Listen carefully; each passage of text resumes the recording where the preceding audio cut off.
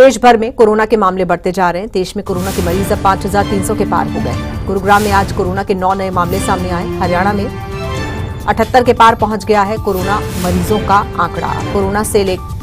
Corona को लेकर नोएडा में 7 से लेकर 9 जून तक धारा 163 लागू कर दी गई है। स्वास्थ्य विभाग ने सतर्क रहने की सलाह दी है। तो लगातार कोरोना के मामले बढ़ते जा रहे हैं। 7 से 9 जून तक धारा 163 लागू की गई है। हरियाणा में 78 के पार पहुंच गया है कोविड पॉजिटिव मरीजों का आंकड़ा। कोरोना को लेकर स्वास्थ्य विभाग ने सतर्क रहने की सलाह दी है।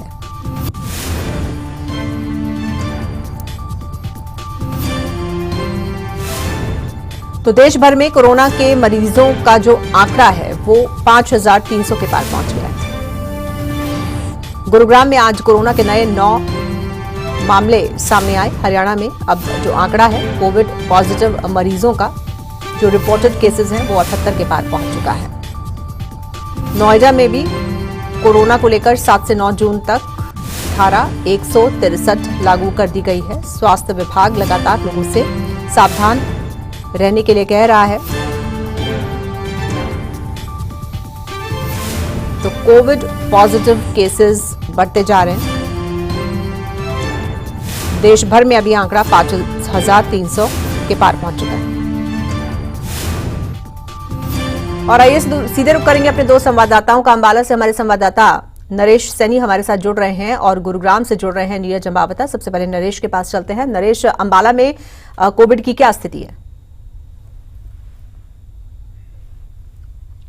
जी बिल्कुल अंजिता, देखिए मैं बताना चाहूंगा कि जिस प्रकार से पूरे देश में कोरोना के जो केस हैं लगातार बढ़ते जा रहे हैं, उसी कड़ी में अंबाला में भी हालांकि 3 केस आए थे, लेकिन उसके बाद जो है स्थिति काबू में है। और कहीं ना कहीं जो स्वास्थ्य विभाग है वो पूरी तरह से कोरोना को लेकर अलर्ट है। और कहीं ना कहीं जिस प्रकार से कल कैबिनेट मंत्री ने भी साफ तौर पर कहा था कि कोविड को लेकर जो देश है वो पूरी तरह से तैयार है और इसको लेकर कहीं ना कहीं जो आम लोग हैं उनको भी कहीं ना कहीं सतर्क रहना पड़ेगा और उन्हें कहीं ना कहीं इसको लेकर कह सकते हैं कि अपने आप को कोरोना से बचने के लिए जो भी उचित दूरी है और कहीं ना कहीं भीड़ भाड़ वाली जगहों पर नहीं जाना और इसके साथ साथ सोशल डिस्टेंसिंग का साथ कह सकते हैं कि ध्यान रखना ही पड़ेगा। इसके साथ साथ सैनिटाइजर का भी समय समय पर प्रयोग करते रहें और लगातार हाथ धोते रहें और हो सके तो मास्क लगाकर ही घर से बाहर निकलें, क्योंकि जिस प्रकार से कोरोना का ये वेरिएंट आया है और काफी खतरनाक वेरिएंट बताया जा रहा है। लेकिन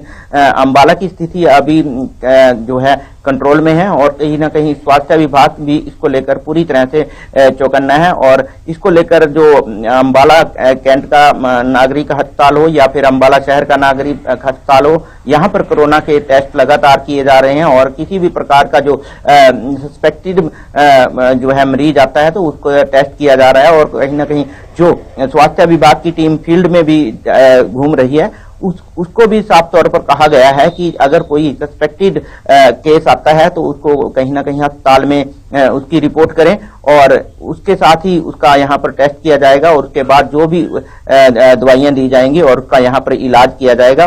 और अंबाला का जो स्वास्थ्य विभाग है पहले से ही कोरोना को लेकर काफी अलर्ट है और कितने केसेस अभी तक रिपोर्ट हो चुके आए थे, लेकिन उसके बाद कोई भी कोरोना का जी कितने केसेस अभी तक रिपोर्ट हुए हैं अंबाला में? जी बिल्कुल, अभी 3 केस रिपोर्ट हुए थे और तीनों ही होम आइसोलेशन में कह सकते हैं उनको कर रखा है और तीनों की स्थिति जो है काफी ठीक है और किसी भी प्रकार की पैनिक होने की, जिस प्रकार से अंबाला के सीएमओ ने साफ तौर पर कहा था, पैनिक होने की कोई भी जरूरत नहीं है। और जो कोरोना है अंबाला में काबू में है और किसी भी प्रकार का किसी को भी डरने की जरूरत नहीं है। ठीक है, हम चलते हैं गुरुग्राम। बिल्कुल ठीक है नरेश, हम गुरुग्राम चलते हैं। हमारे संवाददाता नीरज अंबावता वहां से हमारे साथ बने हुए हैं। गुरुग्राम में लगातार हर रोज केस जो हैं वो बढ़ते जा रहे हैं। नीरज, अब कितना हो गया है कोविड पॉजिटिव केसेस के आंकड़े की बात करें तो?